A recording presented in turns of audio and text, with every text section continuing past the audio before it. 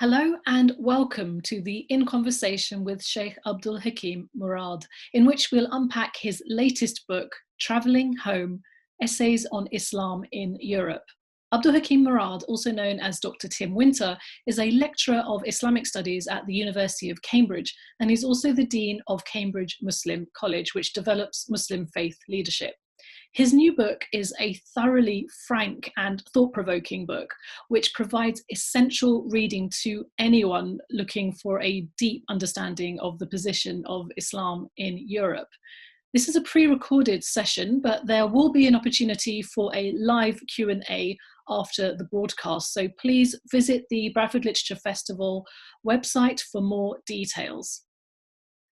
Shaykh Abdal Hakim Murad, welcome and many thanks for your time today. Thank you very much. Looking forward to the encounter. And I look forward to exploring the layers of themes that you present with your typical eloquence in the book, Travelling Home. Firstly, this book itself, it feels like a journey. Why did you feel the need to write it and why now? Well, academics tend to get invited to conferences, sometimes of dubious academic merit around the world. And so I have a backlog of essays which are written for a sort of only semi-academic audience, but which address things that I think that a mixed audience will be interested in. And over the years, those have ranged from questions of gender rights, the Middle East, the religious right in America, and now Islamophobia in Europe. So I thought that I'd actually try and pull some of them together and release it upon the world as a set of essays. So it's a little bit disconnected, but I think hopefully there is a common theme. The book is about what it means to be a Muslim in Europe, which has become one of the big neuralgic issues of our times. And you neatly describe Islam as a portable religion. So does that mean that Islam should feel at home anywhere in the world?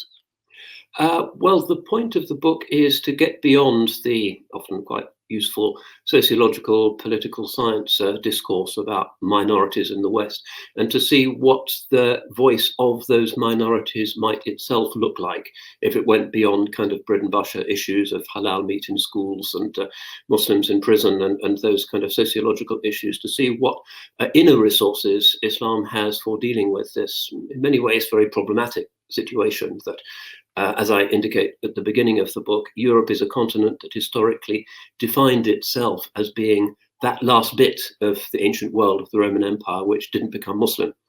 Non-Muslimness has been historically a part of the defining identity of the European continent. But now these Muslims, the Saracens, the Moors, whoever, have become Europe's largest internal community. So we find ourselves here facing a lot of historical baggage.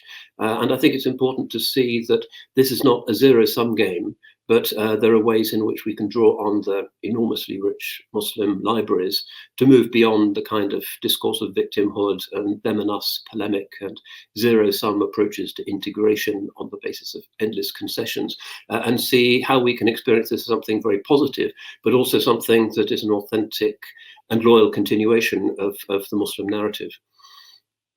And looking at the complex and changing relationship between Islam and Europe, it's often been presented as a clash. But you state that Islam was the heir of the ancient Greek world, and you just mentioned the Roman world. Could you just expand a little bit on that? As a classics geek, I was very excited by all the Greek references. Yes, I mean, the new right across Europe, and some Muslims themselves, because these xenophobias tend to be kind of mutually reinforcing and parasitic, like to see the other side as the paradigmatic other, the dark other, a kind of folk devil. And in the case of the European nationalists, Islam is supposed to be nothing to do with our European identity. But the reality is that the sort of local religion of Europe historically has been Christianity, and in a minor and often persecuted key Jewish communities. And that is part of the larger Abrahamic, monotheistic, Day of Judgment oriented moral world that Islam also inhabits. It's not as if, say, the largest minority in Europe was from some Far Eastern religion that didn't overlap at all with the Abrahamic legacy. So Islam is different, but an aspect of the same. And the other aspect of this is that that Abrahamic legacy has historically been interpreted in Western Christianity in particular, in terms of the philosophical and cultural and sometimes ethical categories of Greco-Roman civilization. But Islam also did that. Islam also translated, even more deliberately, I think, than was the case with the church, the classics of Plato and Aristotle. It was a caliphal endeavor.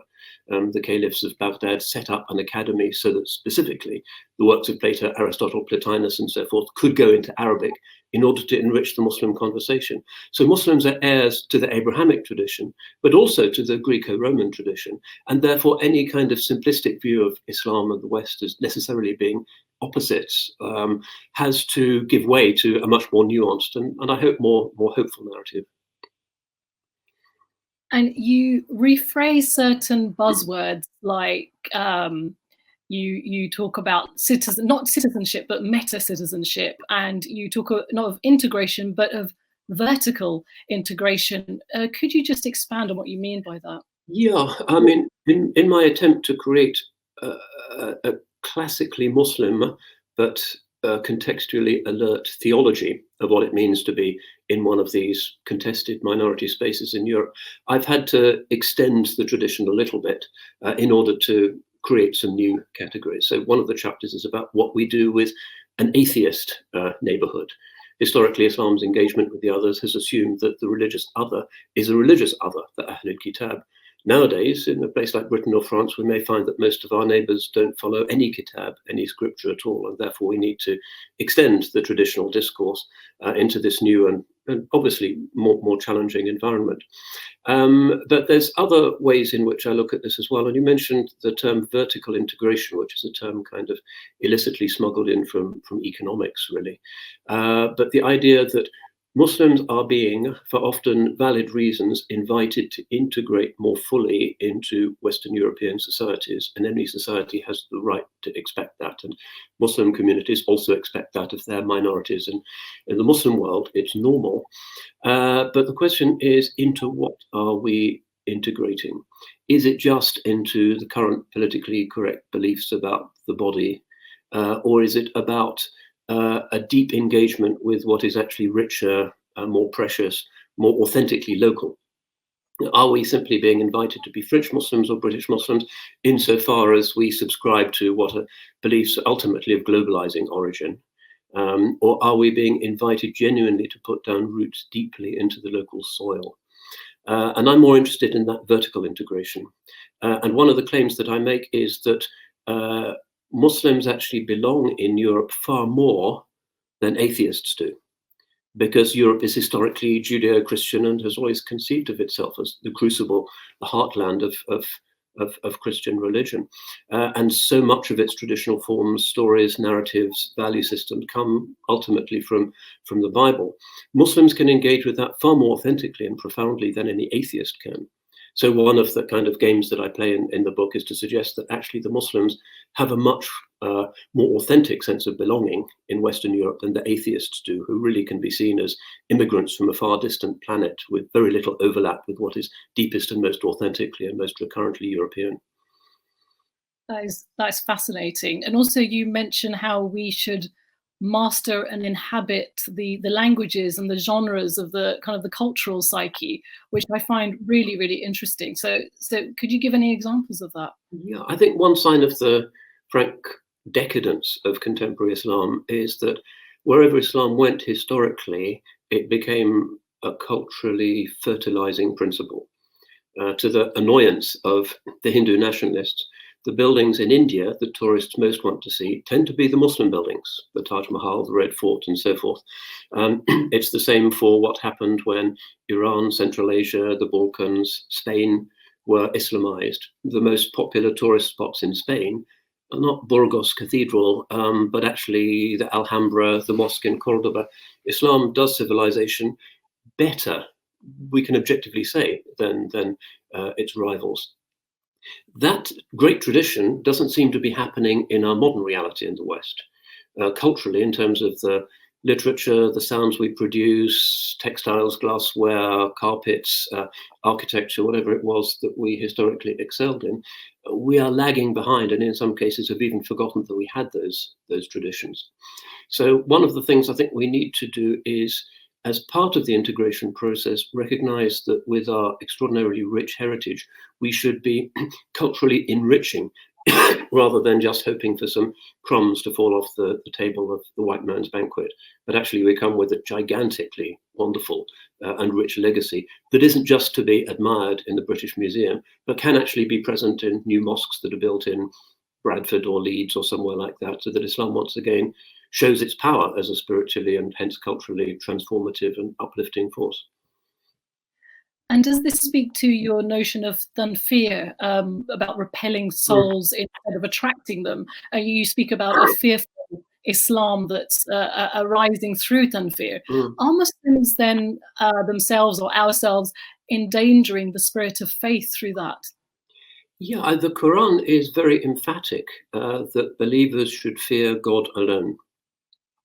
And nowadays we find that this kind of discourse of victimhood that a lot of Muslims have succumbed to is based on a real fear. We're afraid of the National Front, and we're afraid of Trump, and we're afraid of Zionism, and all kinds of things are terrifying us. And sometimes because we're weak human beings and we have the usual fight or flight reflexes, that's kind of understandable. But it has to be at a surface level. At the deeper level, there has to be this fundamental monotheistic assurance that God is in charge. And the Quran goes out of its way really to explain that Inna Allah ala kulli shay'in qadir, God is powerful over all things. And many of the verses that were sent to console the believers in Medina when they were surrounded by polytheistic enemies who wanted to murder them all, basically, and put an end to the religion, are there to remind them that God alone is victorious. If you look at the Alhambra, for instance, which is this bittersweet swan song of Islam in Western Europe, they knew that the Spanish were coming, the Inquisition would come, Islam would be obliterated. But the Quranic verse that is all over the Alhambra is La ghaliba illallah, God alone is victorious. Whatever would happen, God has the last laugh. And I think that that should really be the slogan of Muslims in Europe, that we shouldn't be afraid. But so many of the modern Muslim political movements and social Muslims are based on a real existential fear. And a lot of the radical movements are based, I think, on a real sense that God is not going to support us and we need to use all kinds of instrumental, perhaps even horrifying, unethical techniques in order to get our way and to exact revenge against those who've humiliated us. And we saw that in a lot of the discourse that happened after the Iraq invasion, for instance. It was more like the pagan ethos of vendetta in pre-Islamic Arabia than it was with the Islamic discourse of God is in charge, but behave morally. So I have a footnote where I compare the Muslim reaction to the Anglo-American invasion of Iraq in 2003 to the Mongol invasion of Iraq in 1258, which was also a terribly sort of destructive and frightening thing. The consequence of the Muslim reaction to the Anglo-American invasion was that the country collapsed into sectarian and tribal mayhem and seems to be impossible to reconstitute. The consequence of the Mongol invasion of Baghdad was that after a generation or two, they converted to Islam. That's trust in God and maintaining the moral excellence of your tradition, even in the face of extreme persecution, because Islam was banned under the Mongols. You would be executed for giving a call to prayer. It was silence in all the minarets of the Ummah, but still, because they didn't engage in suicide bombing, mass murder, screaming demonstrations, but trusted in God and worked for the conversion of the conquerors. The Mongols converted to Islam and became great champions of Islam, and Islamic history was transformed as a result. So, tanfir, in other words, behaving in ways that make people hate and despise and fear monotheism, is something that comes from the lower self and actually undoes the work of the prophets who are trying to bring people to the truth rather than to make religion look like something frightening and disgusting. It's part of the decadence of our age. But most Muslims, I think, are as horrified as most non-Muslims by those tanfiri movements. And I think that now that it's clear that all they have to offer is smoking ruins, and we're going to move on to a more classical and more appropriate and more loving discourse. And just to unpack some of the things you mentioned, as you said, we're living in a time of fear and of hate and rising populism. And it's a bit like modern day crusading, I suppose. But yet you seem quite optimistic, if that's the right word, about the far right. And as you mentioned just before, you highlight some of the far right members who are converting to Islam. Could you talk about your own experience of engaging with far right individuals? If you look again at the response of the ulama, the real scholars of Baghdad to the Mongols, they didn't write them off as devils, but they tried to understand their culture, to see what was valid and viable in their culture, to respect them, and then to explain that their strange mixture of, it was a kind of odd mixture of a poorly understood Buddhism, Christianity, shamanism, and very bloodthirsty, was not as interesting as classical Islam. And slowly, people like Sultan Ghazan and Sultan Ul-Jaytul became Muslims and became champions of the faith. And I think that that is the authentic Muslim response to these anti-Muslim populists across Europe. Instead of just reacting with fear and asking the government to censor them and to have more anti-Islamophobia legislation, instead to try and understand them. Why are they so angry? What is it that they feel that they've lost? Is it that we Muslims often behave in ways that are provocative, and have we explained that properly? And yeah, some of them do melt, because often they are principled people. There's racists amongst them and zealots and maniacs. But if you engage with them, as I often do, yeah. And I can even tell you that yesterday afternoon, one of the leading thinkers of the far right in Northern Europe took his shahada with his wife in a mosque. He hasn't announced it yet because it's going to be a gigantic political explosion. But it happens. He talked to me just before he took the shahada, and he's melted. He'll have to unpublish his books, I think. But then last year we had Joram van Glaveren, who is Geert Wilders' second in command of the Freedom Party, an advocate of the prohibition of Islam in Holland and the banning of Muslim immigration, the criminalizing of the hijab, all of that.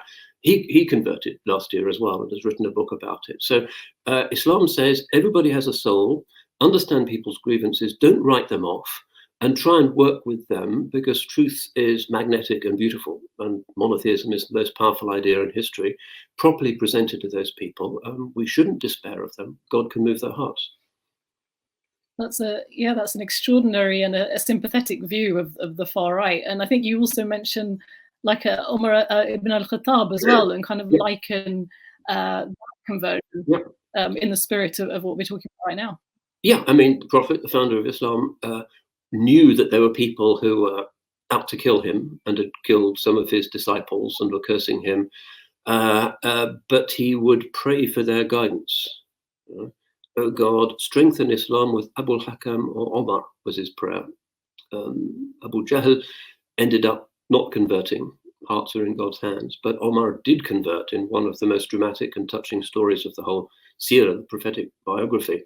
The way he comes to his home and he finds that his sister has converted secretly without telling him, and he beats her up and she bleeds and he feels guilty. And then he picks up the pieces of paper, which is the Quran, and starts to read for the first time. And his heart melts and he converts. The history of world religions is all about road to Damascus, amazing conversions, and minorities in the West seem to have lost confidence that these ideas and these texts are still beautiful and can melt hearts. But Europe, in its secular confusion, needs religion more than ever, I would say. There's an enormous spiritual thirst out there. And I think that we need to be hearing people without agreeing with them necessarily, and recognize that, as the hadith, the saying of the Prophet says, that hearts of human beings are between the fingers of the all-merciful God. And he can turn any heart whichever way he wants. That's part of faith. You have to believe that. And can we just address the term or the concept of Islamophobia? I know it's been hotly debated and it's not always agreed upon. But when you talk about Islamophobia in your book, you mentioned chauvinism. Could you just expand on that? Yeah, I mean, Islamophobia is a buzzword, and sometimes there are clearly people who are prejudicially afraid of Muslims, and the term kind of fits. But to say it's a single thing is problematic, because its expression, say, in Serbia is rather different from its expression in Eastern Germany or in Sweden or in the White House or in sort of settlements on the West Bank. It's very contextualized. So I think we need to break it down a bit.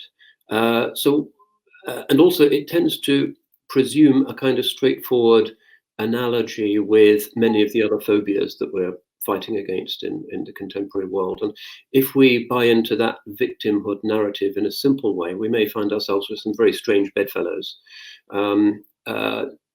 Religion is different. Protecting the sanctities of religion and the rights of believers is different to protecting the rights of people in other human collectivities. So I'm suggesting that perhaps instead of importing this word, which I'm sure Muslims didn't invent, and which is a fairly ugly, vague word anyway, often used just to silence what can sometimes be legitimate criticism of what Muslims do, we need to find an indigenous term. So I'm proposing another of my neologisms, which is Lahabism, because the great pagan adversary and persecutor of the Prophet and his community in Mecca was Abu Lahab, and his wife Hind. And that is, I think, a more indigenous term, because there you get immediately the Quranic responses to the hatred of people who are against faith and persecute the believers in those sort of very dramatic early days in Mecca. And that, I think, makes it come into focus much more for believers, and also offers more hope. The idea of a phobia being necessarily the state of somebody who strongly dislikes a religion or a point of view, I think underestimates it. Very often people don't fear Islam, they just dislike it because of what they've detected on the media, or because of the smell of cooking from the mosque next door, or whatever it might be that's agitated them. But to call it a fear, I think, isn't right. It's almost like a mental illness. A phobia really is a mental illness, like agoraphobia, claustrophobic. I don't think that's a fair way of characterizing it. So yeah, a chauvinism, an illicit, poorly informed chauvinism against Muslim religion and its expressions, is something that palpably exists and seems to be becoming more respectable and stronger across Europe. But I'm not sure that it can easily be slotted into that quality of a phobia. I think it's more to do with chauvinism, the idea that Islam is a kind of wog religion, that you can't possibly take it seriously. Muslims are kind of gypsies and travelers and people who swim ashore at Dover in order to cadge off social security, and that it's in that kind of register. But I don't think it's fear primarily. So Lahabism is my neologism, which I'm sure won't catch on. So it's still very fascinating. And just thinking about Lahabism and integration and the vertical integration that you mentioned, it's the 25th anniversary of the Srebrenica genocide this year, which you highlight correctly in a very chilling chapter on the Bosnian War in your book. How can we as European Muslims address this atrocity when it points toward Muslims as the permanent outsiders? Well, as I said, enmity towards Muslims in the Balkans and the Orthodox world generally is not the same as it is in Western Europe. But in Eastern Europe, it's a very visceral and profound thing. I was talking to a Bulgarian lady who's converted, who's remembered how her uncle would just say, "Oh, Muslims, you just have to kill them. There's no way you can talk to them. You just have to kill them." And this is very normal in a lot of traditional Orthodox Slavic environments. That is very difficult to cope with. Srebrenica, I think, is unlikely to be immediately replicated by some of the new populist movements in Europe. Some of them are advocating sort of mass transfer of Muslims, or the allocation of Muslim-specific zones in European cities, and certain taxes on the hijab and minaret bans, which we've already seen in Switzerland and perhaps elsewhere. But at the moment, I don't think we're into that kind of febrile, sort of almost insane, shrieking anti-Muslim fanaticism that we saw during the Bosnian War, which I saw at first hand. I was in Bosnia during the war, and the extremity of it was very, very remarkable. We arrived in one of the places which was receiving people who just fled from Bosnia. This was in a sort of a huge basement in Croatia. And even before we went down, we could hear, and it was about 3 a.m, this terrible sound of people who were just kind of screaming and crying. And these refugees had been there for 2 or 3 months, but they still couldn't sleep because of what they'd seen. The women had been raped, they'd seen their children killed in front of them, their men had been taken away. Some of them had had crosses carved into their skin. It was very extreme. It was like the Spanish Inquisition. And they still were screaming. And I'll never forget that terrible sound, which is, if you like, where Islamophobia leads Europe, just as Auschwitz is where anti-Semitism leads, if you're not careful. So yeah, Bosnia is a little bit unlike what we're likely to face in Western Europe. But I also talk about the kind of quietness and collaboration of the Western chancelleries and even the churches in what was going on in Bosnia. Brendan Sims also has written a book, Unfinest Hour, about the reasons for British official refusal to intervene in the face of the ethnic cleansing and the genocide. So it's something that we need to remember. Bosnia is kind of symbolic European Muslim place. It's the biggest concentration of Muslims really in our continent. And the fact that it was crucified deliberately for so long while Europe just watched on is something chilling, and we do need to remember. Yezkor, as the Jews say, don't forget, remember. Don't become morbid and depressive about it, but don't forget either. And there was a difficulty as well around the framing of it as a religious or a religiously led war. For a lot of the papers I remember reading in the 90s, trying to grapple with that this was an assault on Muslims by Serb Christians. And yes, evidently the preferred narrative of the elites and of the journalists is evil Muslims persecuting poor, hapless, democratic Christian neighbours. They would have been much happier with that. And if that had been what was happening, if the Serbs were Muslims and the Bosnian Muslims were Christians, I'm sure that the pressure for military intervention would have happened almost right away. It would have been too outrageous to just watch. But the stereotypes were reversed, not to the surprise of the Muslim world, who've seen this so many times before. But the Western narrative was so precisely inverted that the West really was paralyzed, even though this wasn't happening in Myanmar or somewhere. This was happening in the heart of Europe at a time of brave talk about the European common home and the Amsterdam Treaty. Right in the middle of Europe, you're having rape camps and imams being crucified, and it was all thanks to Maggie O'Kane and Ed Bullamy in the headlines. They still were paralyzed and couldn't move. And I think a lot of Muslims started to wake up at that time and started to think about, Europe has this dark history, this Nachtgeschichte, and we need to be constantly aware of that and make sure that that kind of traditional European madness never is unleashed anywhere else. I wanted to pick up something you mentioned earlier about anger. Witnessing injustices, it makes people angry. They act upon the pain and the hurt that they feel. And we're seeing this right now in the protests across the world. And we see it in revolutions and in different manifestations. Can anger be the right vehicle to respond to injustice?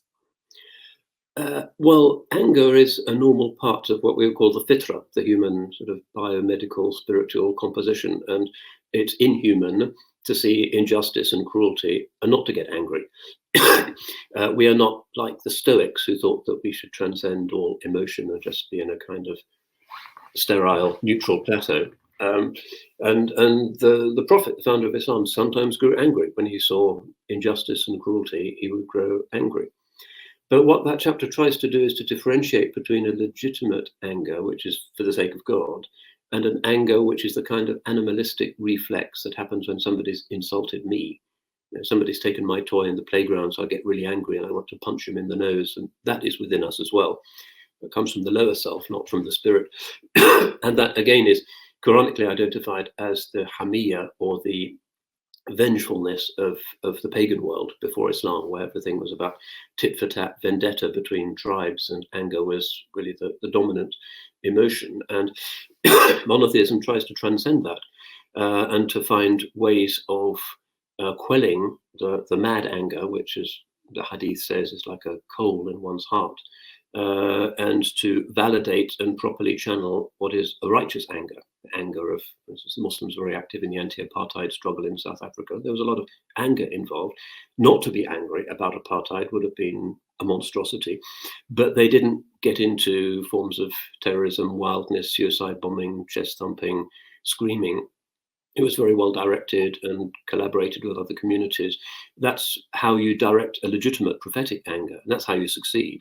But to give way to this kind of wild keening within the soul, this kind of playground tit for tat behavior, very common amongst Muslims nowadays, who see that their communities have been humiliated in so many ways. What's happening in India, what's happening in China, what's happening in Myanmar, Sri Lanka, an increasing list of places where outrageous things are happening. Religion really has to be on its toes to make sure that its resources for inner discipline ensure that the anger doesn't spill over into some kind of wild vengefulness. And we have to turn that energy into something that can be used for good. And one of your chapters addresses Muslims transforming from complainants into therapists. Mm-hmm. So, how do Muslims turn from victim? This is the victimhood that you mentioned before. Yeah. How do we transform ourselves from these complainants or victims into healers or therapists? Well, the Quran has a number of passages where it talks about a kind of positive reciprocation. Idfa' billati hiya ahsan, push against what is evil with something that is better. So it's not just an eye for an eye, but instead you think and you try and do something better. And so I cite what the classical commentaries have said about that and how it's ethically superior not to retaliate, but to try and do something positive and healing. Now, this becomes one of the cornerstones of classical Islamic ethics. So instead of just endlessly reacting against Islamophobic or Wahhabist baiting in Europe, which often is there because they know that to do certain things presses a button and then Muslims start to freak out and do things that are outrageous that then makes the prejudice seem even more justifiable. And unfortunately, there's a lot of kind of reflex behavior amongst Muslims. Instead of that, to see how we can respond in a way that actually makes things better. And this, you mentioned the idea of meta-citizenship. Instead of simply being part of a utilitarian social contract and having rights and obligations and it all being kind of mechanical and sterile in the way of the modern nation state, to say that as well as having rights and responsibilities, we have the duty to try and make things better, even if it causes difficulty to ourselves. And there's so many examples of that in the prophetic history, and the principle of forgiveness is paramount. And that's why really the culmination of the prophetic biography is the conquest of Mecca, when he forgave his enemies. And even Hind, who had eaten the liver of his uncle after she had him assassinated and was pretty outrageous, he forgave her. She converts, she starts to love him, and he prayed for her love to increase. And those extraordinary moments of reconciliation and the overturning of a strict kind of tribal vendetta logic, part of the religious strength of the seerah, the prophetic biography. So instead of just reacting angrily to people insulting us and belittling us and all those anti-Muslim bestsellers that everybody is lapping up, we need to find more constructive and positive ways. And I think one thing we've seen during the corona crisis has been the overturning of a lot of stereotypes by the fact that everybody noticed that the first 3 doctors in the NHS who died of the disease all had Muslim names. That doesn't fit at all with the narrative of the evil Muslim who swims ashore at Dover and sponges off the health service and is conspiring to create some kind of Islamic Republic in Britain. It's the opposite. And so it's very difficult if you're a kind of tattooed skinhead looking out of the plastic tent at the people in the hospital who are trying to save your life. If they've got brown faces and they're Muslims, your views have to change a little bit. So I think that the very positive contribution that religious Muslims are making in the UK is starting to be foregrounded by this crisis, which is breaking down some of those nasty stereotypes and forcing people to see the gigantically positive contribution that Muslims and other minority communities are making to the country at this time of crisis. And just picking up on the word minority, I mean, we always regard ourselves as minorities living here, but can it be counterproductive? Should we have that kind of minority mindset all the time, or should we feel like we're part of a great, as you say, meta citizenship? Well, what I find with most Muslims is that they engage mainly with non-Muslim colleagues and friends and neighbours, and they don't have a problem with that. And that historically is very normal. In the traditional Islamic world, generally, there weren't ghettos, different communities, different religions, different ethnicities coexisted. And this is quite unlike the European experience, where communities were highly segregated by a class system and minorities were hardly allowed to exist. If you compare, say, London in the 16th century to Istanbul in the 16th century, you see the enormous difference. London basically mono-ethnic, and you had to follow the king's religion, and you had to go to church and recite a certain creed. Whereas in Istanbul, you had Jews of different kinds, you had all kinds of Christians, the patriarch was there, you had Zoroastrians, you had all kinds of weird Muslim sects, and it coexisted as the caliphal capital in a world that was integrated and was a kind of carnival in many ways. That kind of hospitable bustle of the market, of the bazaar, is part of the traditional feature of the Muslim world. It's cosmopolitan. The Levantine principle is a cosmopolitan principle. So it's already something that we have, that plurality and the willingness and the enjoyment of rubbing shoulders with religious and ethnic differences. Not strange to Muslims who come from anywhere. It's strange historically to Europe. And one of the ironies of our situation is that Europe takes itself to be the land of plurality and difference, and it assumes that Muslim and perhaps other religious communities represent some kind of mono-ethnic and exclusionary principle. Historically, it's quite the opposite. Muslims have existed in, presided over very multiple diverse communities. Europe, until the 19th century, you couldn't be an officer in the army or the navy if you weren't Church of England, and even Catholics were trampled underfoot. So that's one of the strange ironies of the current sort of typecasting of minorities that we need to get around. So yeah, Muslims are already integrated. The last time I did a sermon, a Friday sermon in Addenbrooke's Hospital in Cambridge, I'd not been there before, I had no idea who would turn up. And I started the sermon, there were still not many people there, which is not a new experience for me. But then people started rushing in their scrubs and the medical thing and their badges. And by the time I'd finished, there was at least 300 people there in the prayer room. And then they whizzed off again. They were doing their religious duty, but they're there as part of the NHS and engaging with people of all traditions. And I think for most Muslims, that is the lived reality. That is British Islam, if you like. So it's not as if we're waiting for integration to happen. It's already there. And anybody who engages substantially with the societies of Western Europe can see that it's there, although there's some zealots on both sides who don't believe that it's there, and others who think that it shouldn't be there. But the reality for most believers is that, yeah, we are integrated. We are part of the wider national community. I think that's a great point, an important point. I think that diversity and pluralism is something that, not that we've inherited, that we've passed, Muslims have passed to the West and to Europe. So yeah, I mean, one of the things we need to remember, and I talk about it briefly in the book, is that we tend to assume that our idea of religious toleration in the Anglo-Saxon tradition comes from people like John Locke and other thinkers of the sort of English Enlightenment of the period. John Locke was accused at the time of Muslim sympathies. There's lots of articles about his interest in the Ottoman Empire. It was assumed in England, say at the time of the Civil War, that everybody had to follow the state's religion or the country would be ungovernable.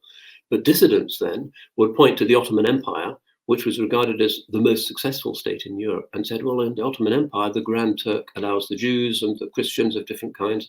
It is possible to have a plural society, and it's not necessary that everybody follows the king's religion. So there's ways in which you can speculate about actual Islamic and Sharia origin for many of the very commendable developments that have moved beyond the monoculturalism of traditional Christian Europe and moved towards a world in which a plurality of communities can rub shoulders.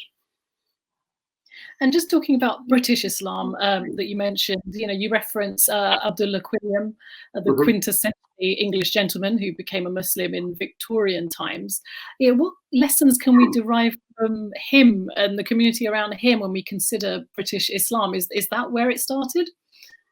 Well, as a continuous community, demonstrably, it begins with the Liverpool community and their Muslim communities praying together from that time, basically from 1887 and subsequently.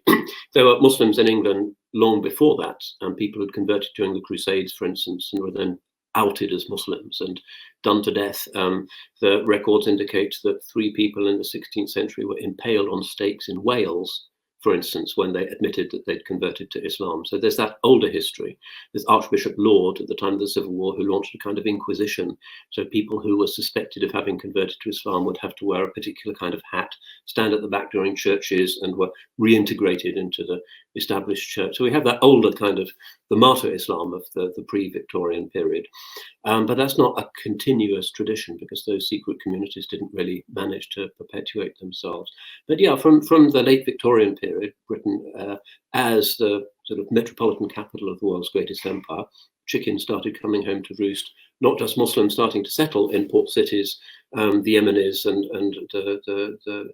the Bengalis in particular, first of all, but others from all over, but also the major conversions that happened in the 1880s and 1890s. So you can see Quilliam's community, which tends to look as if it was quite convert dominated, but I suspect if you went to his mosque in Liverpool, you'd find Muslims from everywhere. One of the entertainments that they had in the mosque once was that the community discovered that the Russian boxing champion and the Turkish boxing champion both happened to be in Liverpool because they were on journeys, and they were both Muslims. So they had a boxing match between Russia and Turkey in the mosque. So it was very multi-ethnic and pluralistic. So we begin not just with a kind of white convert story, but with a story that does celebrate the rainbow reality of the Ummah. That's wonderful. And when it comes to community and spiritual leadership, you mentioned that there's an intellectual vacuum that's taking place. Yeah. Do you believe that, you know, we're deep in that right now, or do you believe that change is coming? I think, yeah, one can see change coming. I remember, because I've been Muslim for 40 years now, how difficult it was in 1979 to be Muslim in some kind of reflective way in Britain. It's the minorities were substantially there, but most of them didn't really know English, and the younger people who didn't really know how to relate Islam to anything, and it was very, very difficult in many ways. The books didn't exist, very few Muslim publishing houses. Now, of course, we have this extraordinary luxuriant manifestation of British Muslim TV stations and 2,000 mosques and publishers and arguments. It's become a very vibrant, dynamic community. So I think it's become easier in many ways. What is troubling is that some of the negative reflexes to European policies and American policies in the Muslim world have also found their way here. Radicalization problem is something that we haven't really got under control. The criminalizing of a lot of young Muslims. I visited a prison recently, a high security prison, and was depressed to discover that 50% of its inmates were actually Muslim. That's not exactly the symbol of a happily and easily integrating community. It suggests that there's very serious forms of cognitive dissonance and alienation going on. So a lot of problems are happening, which we didn't see 40 years ago. When I first became Muslim, I don't think there'd ever been an act of Islamist terror, ever. And it wouldn't have occurred to us that such a thing was possible. Everything was quite innocent. People didn't know about Islam, and the discourse was very race-oriented, but the idea of Islam and terrorism never occurred to anybody. Now we have to carry that enormous burden, and it's not going to go away anytime soon. So some things have got better, other things have become a bit darker, I think.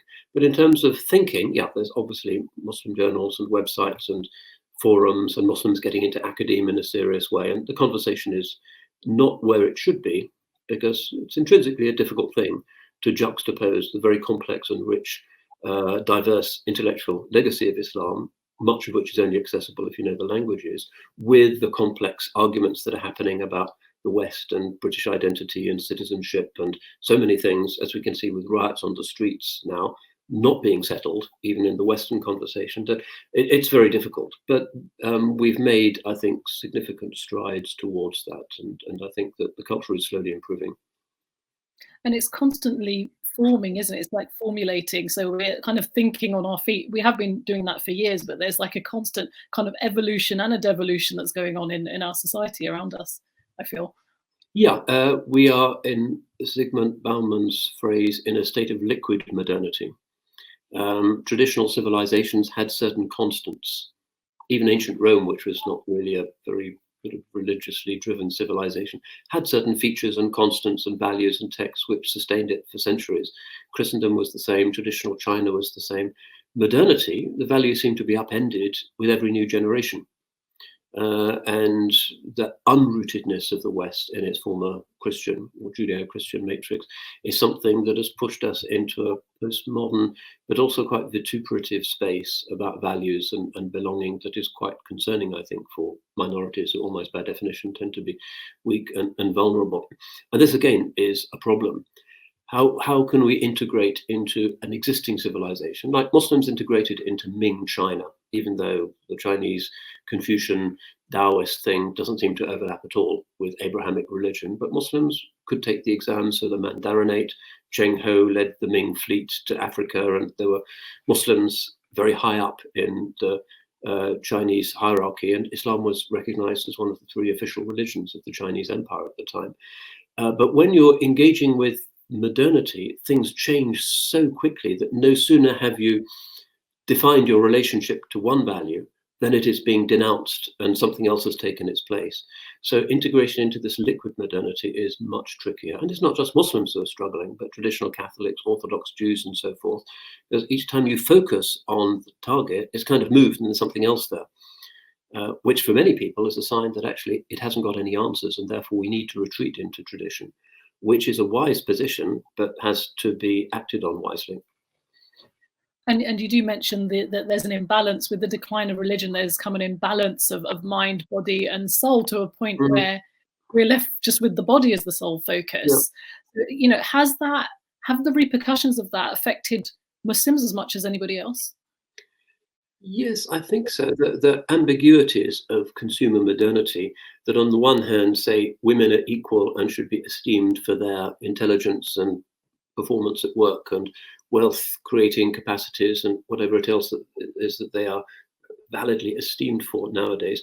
But at the same time produces, for instance, an extraordinary outpouring of pornography, an enormous outpouring of often exploitative cosmetic surgery industries and cosmetic industries, and that tension quite difficult for Muslims to navigate. And for instance, the hijab debate is caught in the middle of that. Do you value presenting women as sexually neutralized fellow citizens in the workplace where their gender is not so important? Or is it important that they should have the latest look and do their eyebrows? Both of those things are vibrant and are not going away in our civilization. And often Muslims are kind of caught in the middle and asked to integrate, but into what? Into what area of society? The West is not only diverse, but its different parts and voices are not really very coherent at the moment. And that makes the process much more difficult. So again, looking at that, instead of kind of blaming it or feeling superior, we need to present an alternative. Here we have something like hijab, which actually answers these questions and maintains principles of femininity, but also allows women not to present themselves as dolls in the workplace or the seminar room, and sensibly to present these things as having civic utility. And that's one reason why we have a major conversion phenomenon at the moment. People are always coming in. I've been doing a series of Zoom conversions recently, which leans rather heavily on the rules of the Sharia, but is valid. And people are constantly coming in because they see Islam as being a kind of refuge from the endless, crazy upending of yesterday's values that our liquid modernity seems to have fallen into. You liken the knowledge seeker as Majnun seeking for Layla. Yeah. Book, which is a beautiful concept, but like Majnun, is the quest for like the Layla of European Islam, is that destined for tragedy?